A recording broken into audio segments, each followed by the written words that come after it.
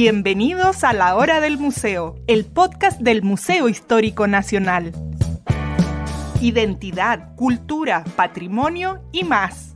Soy Rocío Muñoz y te invito a un encuentro diario con la historia y sus protagonistas.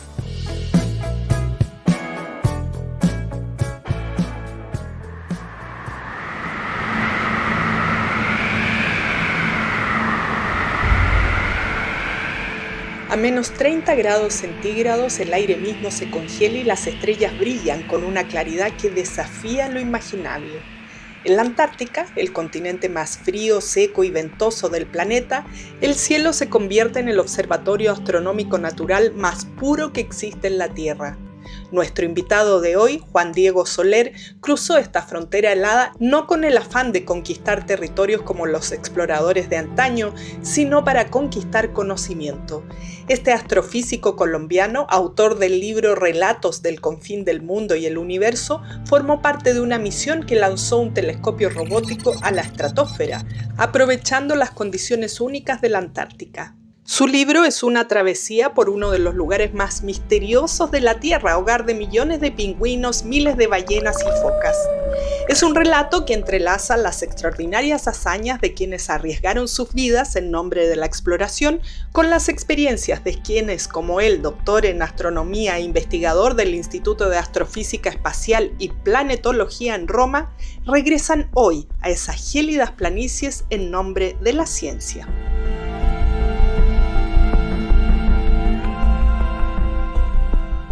Bienvenido, Juan Diego, qué gusto tenerte aquí en el programa. Nos encanta además hablar así como de manera más internacional en este espacio, así que gracias por aceptar esta invitación que hacemos desde el Museo Histórico Nacional.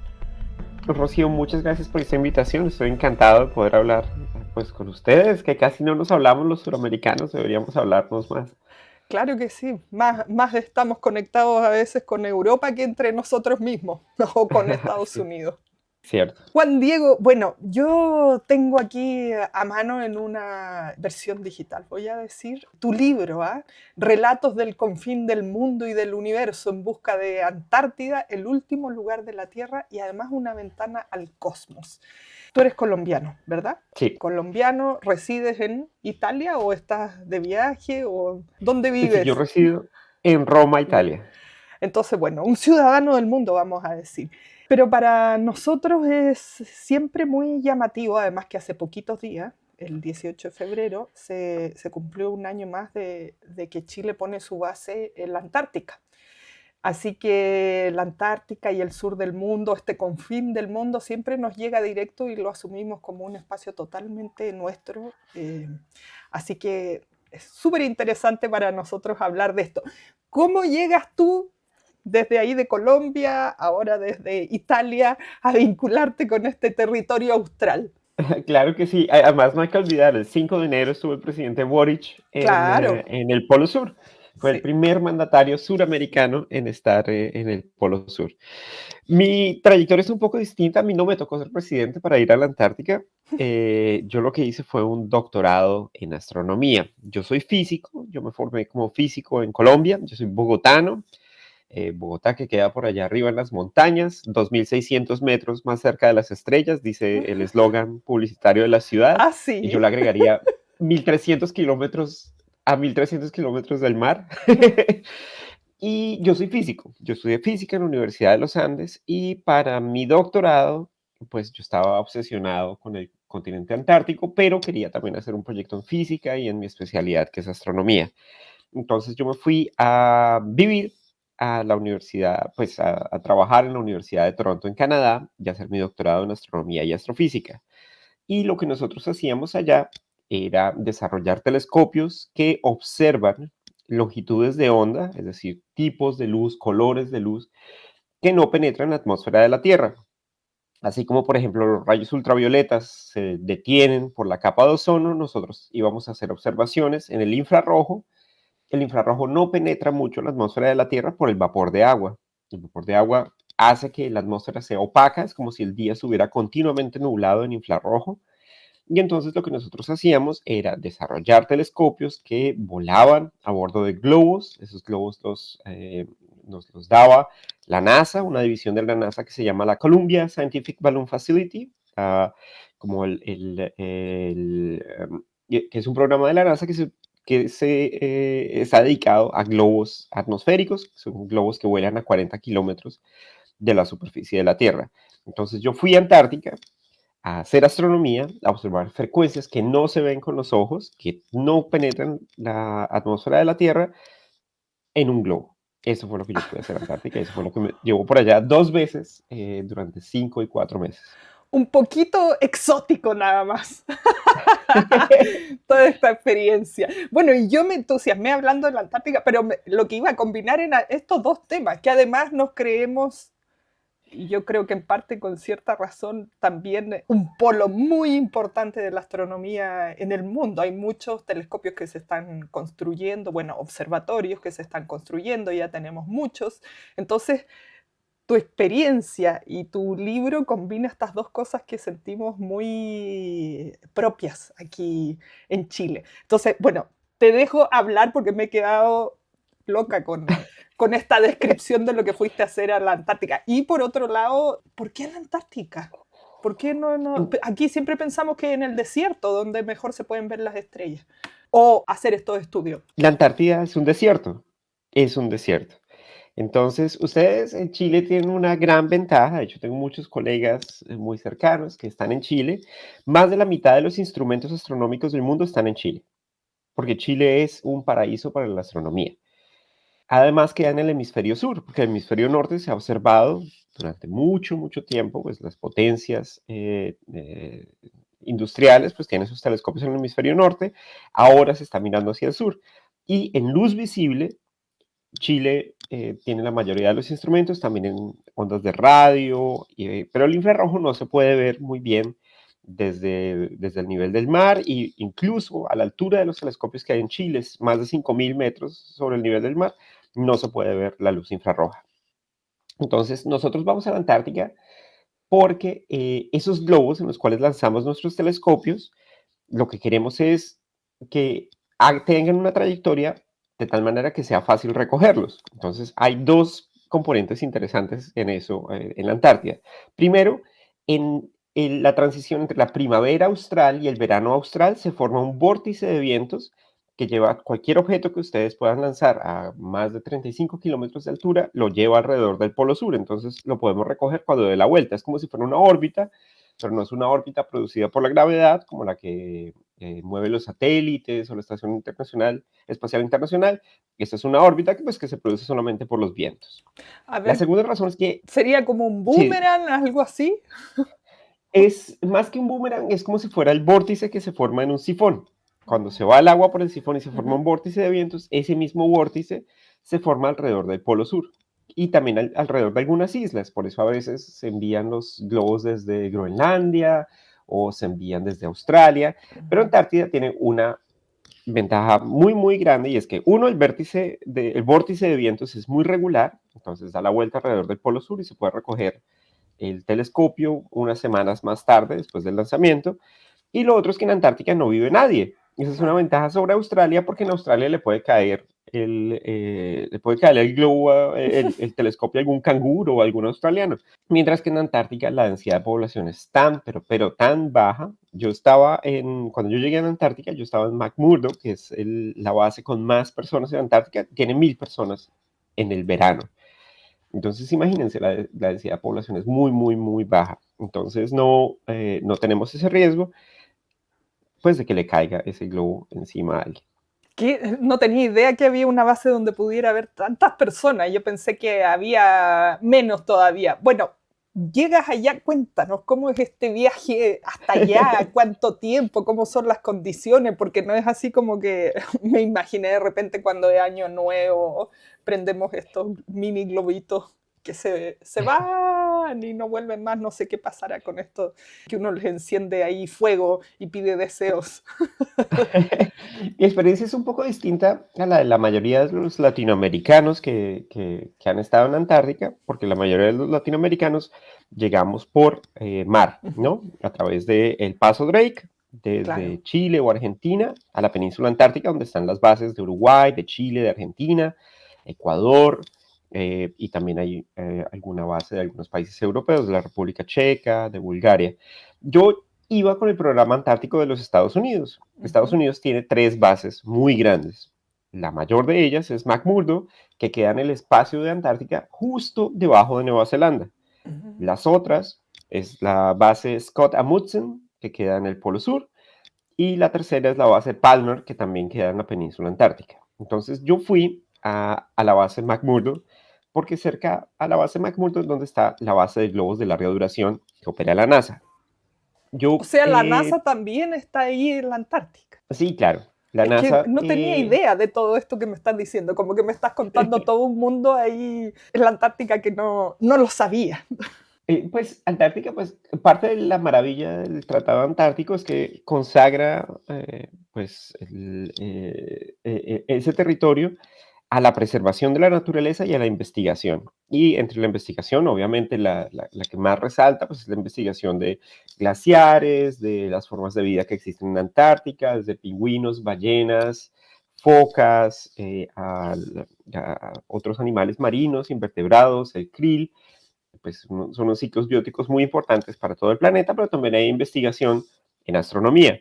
En la Antártica hay varios telescopios, el más conocido es el telescopio del Polo Sur, y están estos telescopios temporales que nosotros lanzamos, porque en últimas nuestros telescopios operan solamente por algunas semanas, mientras están a 40 kilómetros de la superficie de la Tierra.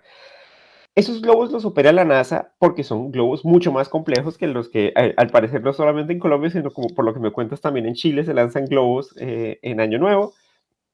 Esos globos tienen helio como material para flotar en la atmósfera. Entonces, esos globos se llenan de helio, y decir llenar es apenas un decir, porque cuando está a nivel del mar, pues el globo no está lleno, está parcialmente, la presión atmosférica es tanta que hace que parezca que el globo está medio desinflado.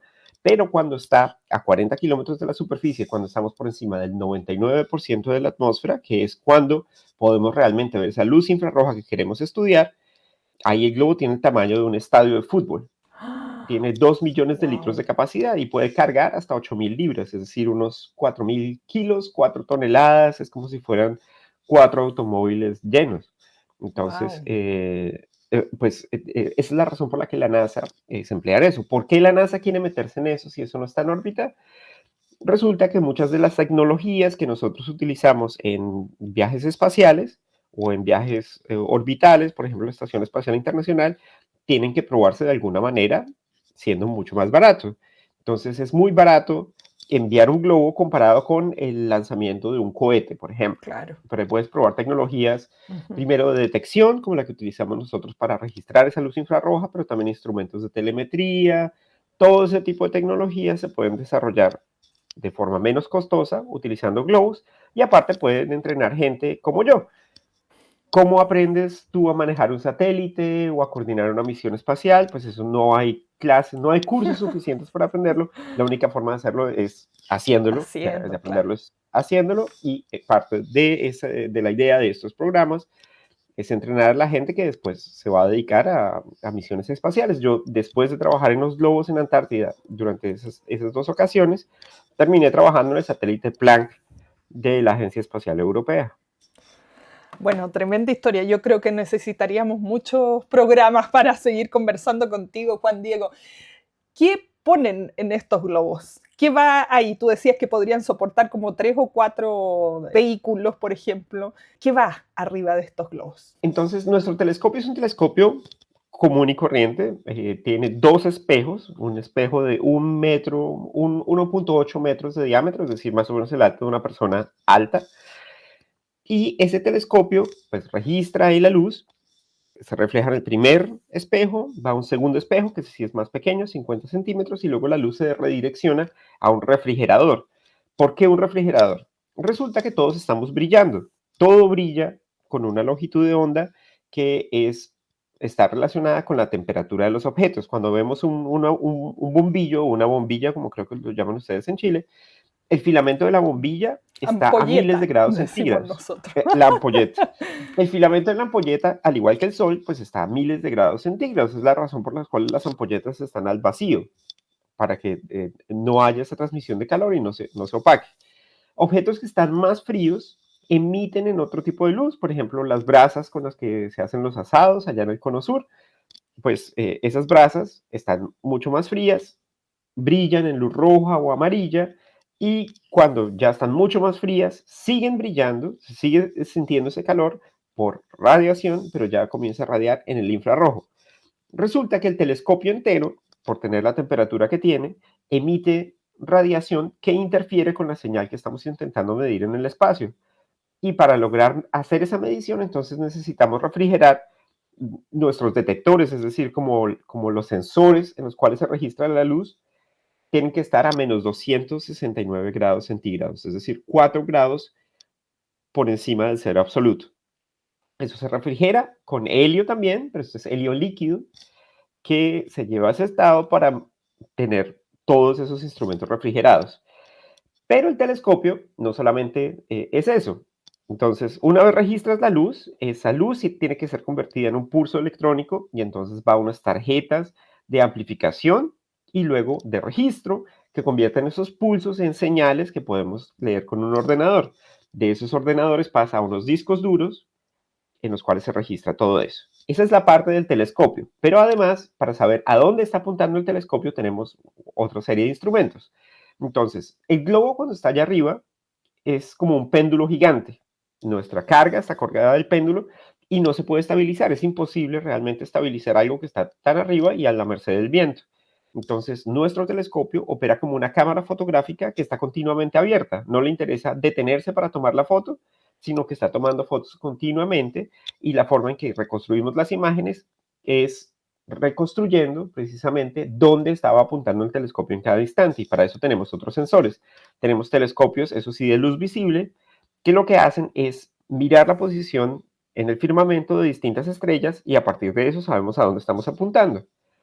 Para corregir la elevación y el azimut, para apuntar el telescopio tenemos un motor pues, que apunta el telescopio en elevación, y para corregirlo en la dirección horizontal, paralela al piso, es decir, el azimut, tenemos una rueda gigante que es como una rueda de bicicleta. Esta es una rueda de bicicleta que tiene pesos en las puntas y tiene 50 kilogramos de peso, y la hacemos girar, y bajo el mismo principio de las bicicletas, cuando está girando, añade estabilidad por conservación del momento angular, y al girar en la dirección opuesta hacemos que el telescopio gire en la otra dirección. Entonces podemos tener algo de control sobre a dónde está apuntando nuestro telescopio. Que me imagino cuánta gente habrá trabajado para que finalmente se pueda investigar esto. ¿Para qué quieren investigar esta luz infrarroja? ¿De qué nos sirve así a futuro, ahora o a los humildes mortales que estamos aquí? La luz infrarroja, pues como ya te dije, todos los objetos están brillando por la temperatura que tienen. Resulta que lo que brilla en el firmamento en luz infrarroja son las estrellas bebés. Cuando las estrellas comienzan a generar reacciones nucleares, pues brillan en luz visible, como nuestro Sol. Pero para que nuestro Sol se forme, primero tuvo que ser una estrella bebé, es decir, una estrella en la cual no había reacciones nucleares en el núcleo. Reacciones nucleares en el núcleo queda un poco redundante, pero es así. No hay fusión nuclear en el núcleo, entonces no puede hacer que brille la estrella pues, con tan altas temperaturas. Entonces, hasta ahora está brillando en luz infrarroja. Y entonces nosotros medimos esa luz infrarroja de las estrellas bebés para saber cómo se forman, porque es uno de los problemas más grandes de la astronomía moderna. Y es clave porque saber cómo se forman las estrellas y cuántas estrellas se están formando y dónde y cómo y por qué en parejas y por qué no solitas y con qué masas, pues en últimas es una forma de resolver ese problema de de dónde venimos y a dónde vamos, porque resolver el problema de cómo es que existe un planeta como la Tierra, en donde existen formas de vida como nosotros, que están alimentadas por una fuente de energía como el Sol, pues pasa por saber cuántos soles se están formando, cómo se forman esos soles, en qué parte de la galaxia. Entonces nosotros estamos intentando resolver el problema de formación de estrellas, registrando la luz infrarroja en el firmamento. Nada más y nada menos que esta gran pregunta que nos hemos hecho desde que estamos aquí. ¿De dónde venimos? ¿Cómo llegó a formarse la vida? Me pregunto yo, porque a veces vemos fotos, sobre todo del Hubble, creo que son las más famosas, que son estas que toman los datos por supuesto, los equipos de profesionales y crean como una imagen de cómo se ve el cielo. ¿Han podido hacer esto con estas estrellas bebé? O sea, ¿aparece un nuevo espacio, un universo como nunca antes se ha visto? ¿O estamos en la fase todavía solo datos matemáticos? También cuéntanos eso. O sea, una vez que recogen el globo, ¿qué pasa? Hay imágenes, por supuesto que tenemos imágenes, porque imagínate, cuando ustedes que tienen ese cielo tan precioso en Chile, en donde se ve la Vía Láctea no solamente es como si fuera un camino de luz, en una banda de luz en el firmamento, sino está llena de huecos. Hay nubes que parece que estuvieran opacando las estrellas. Esas nubes son reales y están por fuera de la atmósfera. Esas nubes son nubes de polvo y gas que se extienden entre las estrellas y atenúan la luz de las estrellas que están detrás. Por eso se ven como huecos. Los incas tenían nombres para esos huecos, eran constelaciones oscuras. Y entonces los incas los llamaban, había una que se llamaba la llama, la misma que los incas llamaban la llama, los aborígenes de Australia la llamaban el emú, cada uno con los animales que tenía, supongo, y desarrollaban sus mitos de creación a partir de esos huecos. Esos huecos, en última, son un obstáculo para los astrónomos porque no podemos ver más allá. Y de hecho es en esas nubes oscuras en donde se están formando las nuevas estrellas. Entonces, si alguna vez tienen la oportunidad de ver esas nubes en luz infrarroja, son transparentes. Ven que no es completamente oscuro en el espacio, sino que hay estrellas pequeñas y nubes de gas que se extienden dentro de esas manchas que en luz visible son oscuras. Entonces, la luz infrarroja no solamente permite ver las estrellas bebés, sino el material del que están hechas esas nubes oscuras que se ven en el firmamento. Entonces, claro que sí, es como si de repente pudiéramos ver más colores y en esos colores la realidad se ve completamente distinta. Me quedo sin palabras. ¿Ah? Qué espectacular todo esto que nos cuentas. Además, como uno vive tan a veces en automático, como de la casa al trabajo, no sé, hacer las compras, muy así en una cajita, la mayoría de las personas, ¿no? Por supuesto hay personas como tú, yo no me incluyo dentro de esa cajita, que están mirando todo el tiempo algo tan más allá que es realmente lo necesitamos saber qué está pasando todo esto y que hay gente que se aburre, por ejemplo, y uno puede decir, ¿cómo puede estar aburrido con todo esto que hay ahí? Es cierto, es cierto. Y a pesar de que, por ejemplo, la luz infrarroja suena muy exótico, pues la tenemos en todas las casas, ¿no? El control remoto del televisor funciona con luz infrarroja. Lo que pasa es que no es la frecuencia esa en la cual están brillando las estrellas bebés, pero pues tenemos esas tecnologías. Todos los sistemas, por ejemplo, para los termómetros que no requieren contacto, que se utilizaron tanto durante la pandemia, los sistemas de detección, todo eso hace parte de la realidad en la cual vivimos. Lo que pasa es que es una realidad que está como por debajo, ¿no? Como la película de Matrix. Una vez lo ves, ya no puedes dejar de verlo. Y es esa realidad tan rica e interesante que existe alrededor de nosotros. Claro, aprendemos a mirar de otra manera. Bueno, me voy a dirigir hacia tu libro, ¿eh? Porque dice una ventana al cosmos. ¿Qué más sucede ahí en la Antártica? Porque de verdad que este aspecto de ese lugar, que es mirar al cielo, investigarlo, saber del cosmos, nunca me hubiera imaginado que podía estar ocurriendo ahí. ¿Cuántas cosas, así como de manera resumida, podemos seguir aprendiendo de ahí o se puede ir a trabajar desde ahí? Entonces, mi libro se llama Relatos del confín del mundo y del universo, porque en últimas la Antártica efectivamente es el confín del mundo, es un lugar al que la mayoría de nosotros no vamos.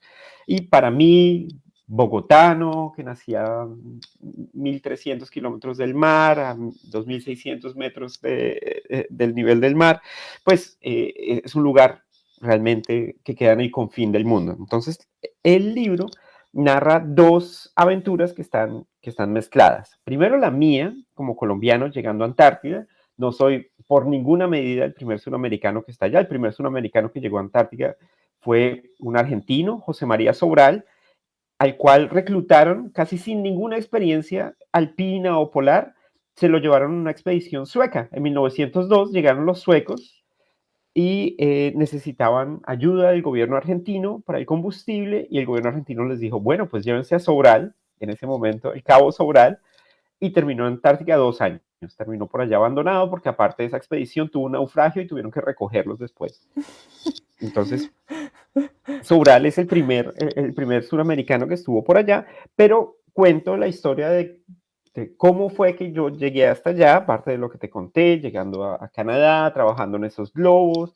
Esos son instrumentos que se demoran años desarrollando, entonces cómo fue ese trabajo, qué es lo que hace. Y la segunda aventura que está mezclada es la aventura de la humanidad descubriendo Antártica, porque Antártica, en últimas, cuando los exploradores se internaron allá, era como si estuvieran buscando las llaves en una habitación oscura. No sabían ni dónde estaban, ni a dónde iban, pero pues está hecha de esos retazos con las limitaciones de cada época. Entonces cuento la historia, por ejemplo, de la cruzada magnética, de cuando los humanos pensaron en descubrir los polos magnéticos de la Tierra, que no son los mismos polos geográficos, el polo magnético y el polo geográfico no son los mismos. El polo geográfico es donde está rotando la Tierra. El polo magnético es a donde apuntan las agujas de las brújulas y se está moviendo. Y lo sabemos gracias a esas observaciones que se hicieron desde 1850. El polo norte magnético fue alcanzado por primera vez en el siglo XIX, entonces cuento esa historia hasta que ya llega la era de la exploración antártica, la era heroica de la exploración antártica, cuando ya los humanos se aventuran dentro del continente antártico, eso es a comienzos del siglo XX. Es la primera vez que los humanos intentan penetrar el continente antártico. Chile tiene gran medida ahí, porque Chile no solamente era una plataforma para alcanzar, sino que salvó a muchos de los exploradores. Ernst Shackleton, en su exploración con el Endurance, cuando quedaron náufragos y estuvieron 2 años abandonados, fue el Yelcho, un barco argentino comandado por el capitán Pardo, Claro, el piloto que Pardo. el piloto Pardo que rescató a los tripulantes de la expedición de Shackleton. Entonces cuento esas dos historias. La personal, midiendo la luz infrarroja para estudiar cómo se forman las estrellas, y la de la humanidad, descubriendo que hay un continente que no teníamos ni idea que existía. De alguna manera siento, y lo he ido transmitiendo a través de esta conversación, que se sigue dejando la Antártica como un misterio o desconocida, es algo a lo que solo pueden saber o acceder los científicos. Es muy difícil para una persona común y corriente ir a la Antártica. Y dentro de los científicos tengo entendido que también es muy difícil lograr llegar a la Antártica. Al menos aquí en Chile hay que como sacarse la lotería o ser un genio para realmente alcanzar uno de los cupos y poder estar ahí. Entonces, todo esto que me cuentas, como digo, me ha asombrado muchísimo y estoy segura que a quienes nos escuchan también. Porque es así, no quiere, es como un laboratorio así que está oculto o simplemente falta más divulgación, más personas como tú. ¿Qué sucede? Hace falta más divulgación, pero nadie debería ir a Antártica. O sea, realmente la Antártica debería ser, o sea, la Antártica está protegida por un tratado internacional que es el tratado internacional vigente más longevo que tenemos. Y es el tratado que evita que en principio se creó el Tratado Antártico para evitar que hicieran pruebas nucleares en la Antártica, que pues, es un éxito total. Y aparte permite la cooperación entre las naciones para preservar ese territorio en las latitudes más bajas, de latitud 70 hacia el sur. Está todo preservado para la investigación científica. Entonces, ¿por qué es tan misterioso? Pues en parte por falta de divulgación, pero también porque es muy difícil ir. Realmente allá no hay infraestructura. Es el continente más seco, más frío, más alto y con los vientos más fuertes de todo el planeta. Entonces la subsistencia humana allí es muy, muy complicada. Por eso es que los viajes son tan costosos y la gente que va allí, como los científicos, los exploradores, pues necesitan tener toda una justificación de su presencia allí. Lo otro es que es un laboratorio vivo, entonces cualquier tipo de contaminación en la Antártica, pues en últimas estamos destruyendo un laboratorio vivo que tenemos para entender las condiciones que permiten, por ejemplo, la estabilidad del clima en nuestro planeta. Los glaciares en Antártica, así como los glaciares en Groenlandia, hacen parte de ese sistema de control que permite que tengamos un clima estable en todo el resto del planeta. Entonces, en últimas, más que visitantes, necesitamos es contar más el cuento de lo que se hace en la Antártica, porque si yo te pudiera contar todas las veces que alguien duda que hayamos estado en Antártica, es como la gente que duda que hemos estado en la Luna. ¿Por qué no hemos vuelto a la Luna? Pues porque era difícil, por eso es una hazaña tan tremenda. Esa es la razón. ¿Por qué es tan difícil la Antártica? Porque es muy difícil y mantener personas allí pues es muy costoso y tienen que tener un objetivo bien claro. Eso no significa que haya teorías de conspiración, que tengamos por allá de lo que también hablo en mi libro. Hablo, por ejemplo, del almirante Richard Byrd, es un almirante americano, un almirante importantísimo, estaba en la rendición de Japón al final de la Segunda Guerra Mundial, y este señor se puso a la tarea de hacer la exploración antártica. En el año geodésico internacional de 1958, cuando comienzan los grandes esfuerzos para llegar a la Antártica, ya con toda la tecnología de esa época, Byrd es uno de los defensores de esa idea de viajar a Antártica, pero, en un absceso casi que de locura, él se aísla y se enloquece, se intoxica él mismo con los vapores de la estufa en la cual se aisló de la base, y escribió un libro del cual salen muchas de las teorías de conspiración que tenemos ahora, que es esa teoría de que se puede volar por el polo norte para salir por el polo sur, de que existe por allá una base escondida. Bueno, realmente no tengo evidencias de eso, sabemos que no ese es el caso, no hay bases escondidas, pues porque es muy, muy complicado. Es cierto que no sabemos qué hay debajo de Antártica porque, pues en últimas, es un continente que está cubierto por un glaciar, que en muchas partes tiene hasta 3 kilómetros de espesor, entonces sí es cierto que no sabemos lo que hay en Antártica, pero de ahí a que nos vayamos a encontrar a alguien contra depredador o que haya un muro de hielo que nos están escondiendo la verdad, pues lo dudo. En realidad la explicación más sencilla es que es muy difícil llegar allí, lo cual hace un poco más heroica la labor de todas las personas que abrieron la brecha, pues para que podamos ahora disfrutar de este, que es un paraíso de investigación y la vida natural. Bueno, y me imagino además que recibirán mucha preparación antes de ir o, o hay que hacer nomás, como tú decías, no sé cuánto tiempo se puede estar ahí, cuánto tiempo estuviste tú, me imagino que van en verano también. ¿Cómo es esa logística? Yo fui durante el verano, estuve 4 meses, 5 meses entre el 2010 y el 2011 y 4 meses entre el 2011 y el 2012. Íbamos en verano porque esos globos los tenemos que lanzar durante el verano cuando el sol está siempre arriba, ya no hay noche en esa época del año, y eso garantiza la estabilidad del globo. Así no está subiendo y Claro. bajando con los cambios nocturnos y diurnos, sino solamente con la elevación del sol. Entonces no están marcados los cambios. También así tenemos alimentación para las baterías del telescopio, porque si el sol siempre está arriba, se pueden cargar constantemente con energía solar. Nosotros llevamos unas celdas solares, casi la mitad del recubrimiento del telescopio son celdas solares, y entonces no tenemos que cargar tantas baterías que en últimas limitan el espacio y la capacidad de carga que tenemos. ¿Qué tuvimos que hacer? Bueno, nosotros desarrollamos nuestro telescopio. Yo llego ahí a la mitad del proyecto porque es un proyecto que se ha venido desarrollando desde el 2002. Ya lo habían volado desde el hemisferio norte. En el hemisferio norte hay un problema y es que no se pueden sobrevolar vehículos aéreos no pueden sobrevolar el territorio de Rusia. Entonces, incluso en tiempos de paz era complicado. Ese globo se lanzó por primera vez con el telescopio en el 2002 y llegó a Resolute Bay en el norte de Canadá en el mismo año. Después lo habían llevado a la Antártida probando los detectores para una misión de la Agencia Espacial Europea que se llama Herschel, y después ya llegó el momento en el que nosotros llegamos. Entonces, duramos 2 años construyendo el telescopio, probando que se podía utilizar. Estuvimos en Texas, que es donde queda la base de la NASA que está encargada de globos con fines científicos.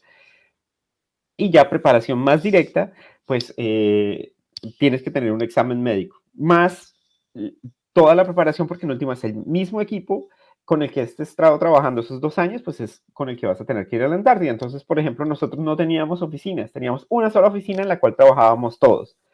Entonces, tanto como la preparación física es la preparación de que vas a estar en un espacio confinado con mucha gente, entonces tienes que aprender a trabajar con ellos y bueno, tienes que estar en óptima salud. Lo de hacer deporte, no, cuando tú convives tanto tiempo con 14 personas, en últimas los hábitos se transmiten, terminábamos corriendo todos, trotando todos, comiendo juntos, entonces, pues en últimas ese era el hábito. Lo más difícil y lo que más le costaba a mis compañeros era la salud dental. Tenían terror a los odontólogos y obviamente no hay tratamientos odontológicos en la base. Tendrían que ser evacuados del continente, entonces tenían que estar perfectamente.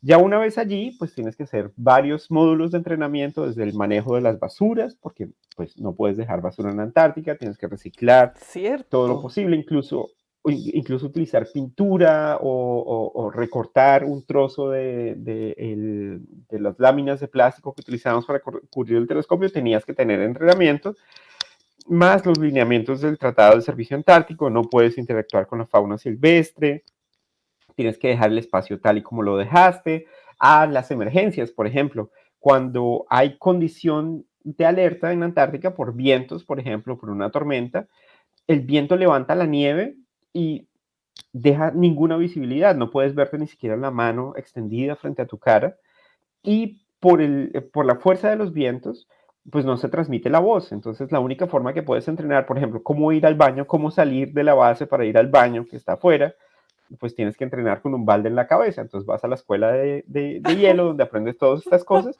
y el entrenamiento más básico es ese: te ponen un balde blanco en la cabeza y tienes que aprender cómo coordinar con tus compañeros, cómo saber llegar o dejar la base, cómo comportarte en ese momento, dónde están las reservas de alimento, o por ejemplo cómo controlar un fuego, porque por ser tan seco y con vientos tan fuertes, pues el riesgo de incendio es constante, se puede Me parece quemar la base en insólito apenas un eso, instante. que en la Antártica, claro, riesgo de incendio. Uno nunca se imaginaría cómo está ahí en el hielo, en la nieve. Es más seco que el desierto del Sahara, y como hace tanto frío, cada trocito de nieve, cada copito de nieve es como si fuera un grano de arena que Claro, te está golpeando. un desierto Creo que blanco. la sensación más impresionante es sentir la nieve que te está golpeando. No es como esa nieve que uno se imagina de Navidad, que cae Claro. dulce y suavemente. Es como si fueran granos de arena que te están abrazando la piel. Y bueno, y además que el frío quema también, así que, wow, qué impresionante toda esta historia y preparación para estar ahí en la Antártica. No nos queda nada de tiempo, pero quería saber, me voy a dar un salto gigante, espero que más adelante nos volvamos a encontrar para que nos cuentes más de esta historia. ¿Qué haces ahora en Roma, en Italia, si es que se puede saber? Claro que sí. Pues Rocío, muchas gracias por esta invitación, y yo considero que esta conversación queda abierta, ¿no? Que no sea la última vez que conversemos. Yo estoy en Twitter, en @JuanDiegoSoler, en Instagram, en AstroSoler, pues para que continuemos esta conversación. Mi libro lo pueden conseguir en Chile, en digital, ya próximamente espero que también en físico, Relatos del Confín del Mundo del Universo. Y ese libro fue en últimas para mí como dejar atrás esa fase. Ahora estamos intentando volar esos globos de nuevo desde Nueva Zelanda, lanzándolos desde Nueva Zelanda y llegando a Sudamérica, pero esa tecnología todavía se está desarrollando precisamente por el problema de la luz, de los cambios diurnos y nocturnos en el volumen del globo. Eso hace difícil que se pueda enviar un telescopio de la misma magnitud. Entonces estoy trabajando en observaciones desde nivel de tierra, pero en ondas de radio. Ahora estoy observando esas nubes de gas que nosotros vemos en luz que emiten en el infrarrojo, también se pueden ver en ondas de radio, pero en ondas de radio se ve un componente distinto, y en particular lo que yo hago es estudiar el hidrógeno atómico. El gas hidrógeno, el elemento más sencillo de toda la tabla periódica, está emitiendo luz en longitud de onda de 21 centímetros. Yo hago observaciones utilizando un telescopio que queda en el sur de Estados Unidos, en Socorro, en Nuevo México. Ahí hago observaciones del hidrógeno que compone las nubes en las que se forman las estrellas, porque el hidrógeno en últimas es el componente básico antes de la formación de estrellas. Entonces, tú y yo somos 95% hidrógeno. Los átomos que nos ¿Ah, componen sí? son 95% hidrógeno. El Sol es 95% hidrógeno. Y el hidrógeno, ese hidrógeno que está ahí, pues primero estaba en nubes en las cuales el hidrógeno estaba en forma atómica, es decir, de la misma forma en que los encontramos en la tabla periódica. Ese hidrógeno forma moléculas, esas moléculas después se protegen de la radiación que existe en el espacio y forman moléculas más complejas. Esas moléculas más complejas permiten que se enfríe aún más, y ahí sí se forman las estrellas. Antes de que se formen las estrellas, se tiene que enfriar todo ese gas.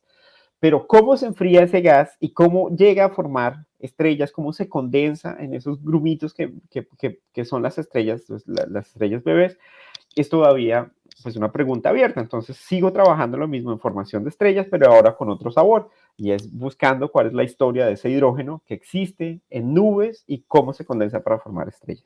Wow, requiere tantos conocimientos de distintas disciplinas científicas. Yo que soy de las humanidades me parece impresionante que una sola persona maneje tanta información como química, física, astronomía. Esa especialidad en la que yo trabajo, en medio interestelar, que es en últimas todo lo que existe entre las estrellas, creo que es una de las disciplinas más bonitas en astronomía porque el medio interestelar es demasiado complejo para una sola persona. Entonces es como cuando los sabios están describiendo un elefante, que uno describe la trompa, el otro la cola y el otro las patas y parecen piezas distintas de un animal, pues en últimas, pues también necesitas casi un ejército de investigadores. Entonces a mí me tocó una porción chiquita de lo que en últimas hacemos muchos investigadores en Europa y también en Chile y en Colombia, pues porque el medio interestelar es tan complicado, pues que hace falta muchos investigadores, como un coro que necesitas para encontrar pues las respuestas de ese coro de reacciones físicas y químicas que están sucediendo en el espacio. Juan Diego, para terminar aquí una pregunta muy de a pie.